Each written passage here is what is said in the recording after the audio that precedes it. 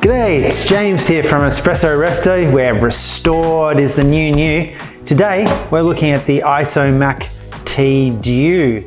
Now this one has been a project. A lot of work has gone into this machine. Essentially, it is a bit of a Frankenstein of two machines, but that's what you got to do sometimes to restore something.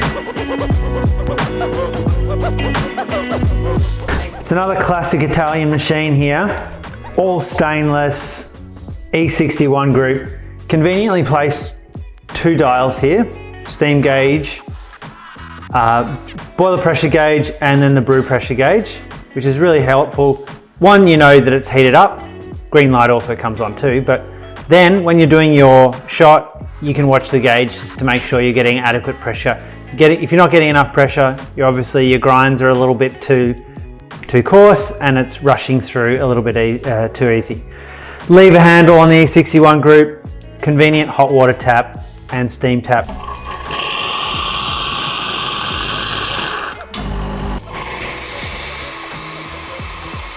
So below the E61 group here, the lever action, you've got a really nice, generous drip tray. So that, I mean, you're not going to be emptying that all the time, which is good. E61 group comes 58 millimeter standard sort of portafilters. I must admit, I've seen this shape portafilter on a range of different machines. There must be a manufacturer that's doing them for a few different machine makers. So, yep, really nice, good weight to them. And a range of different basket sizes you can probably find for those. Inside the machine, it's not a huge boiler, it's a 1.2 litre stainless steel boiler. Now I know that quite well because I've actually replaced two boilers in this one, because the initial boiler, I managed to crack a fitting. Then I had a backup machine, which ended up having a leak on one of the boiler welds. So I was back to square one and I bought a brand new boiler and I put a brand new boiler in this. So this is basically getting close to being a new machine. So why don't we test this 1.2 litre boiler out and make a coffee? So as we've talked about before, with a heat exchanger machine, if it's been sitting for a while and water's been in the heat exchanger for a length of time, it's always good just to give it a bit of a flush, just to make sure you're not getting anything that's too steamy and hot. So run that through, so that brings that water down to a more reasonable brew temp. Lock in our handle, okay? And now what we're going to be watching is our brew gauge, just to see that we're getting a nice, I've got it set to 9 bars, so if this is right, it should get up to 9 bars.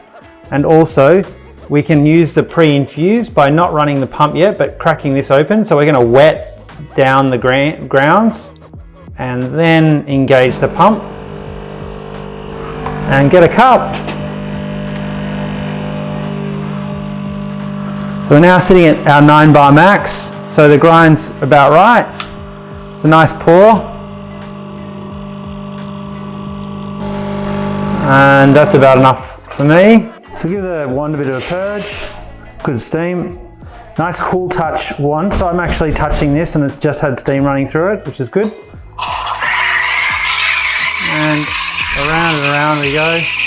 Now, this boiler it's actually a good one. Like, it's not so powerful that this milk is done within a split second and you haven't had a chance to really get it under control.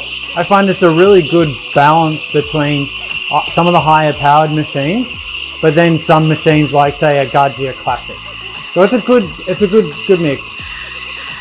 I've got a chance of getting a reasonable microphone here.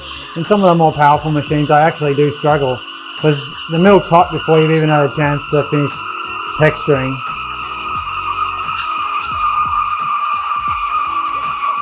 And now that's getting pretty hot now. Let's run that off. That's perfect.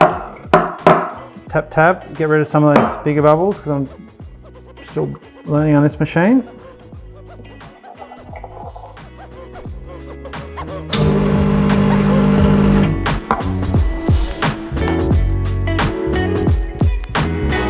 So that was the Isomac Tea Due, another classic Italian machine that's going to last a long time if you look after it, and this one has now been well looked after. It's going to last a long time.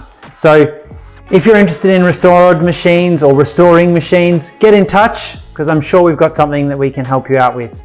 So until next time, keep caffeinated.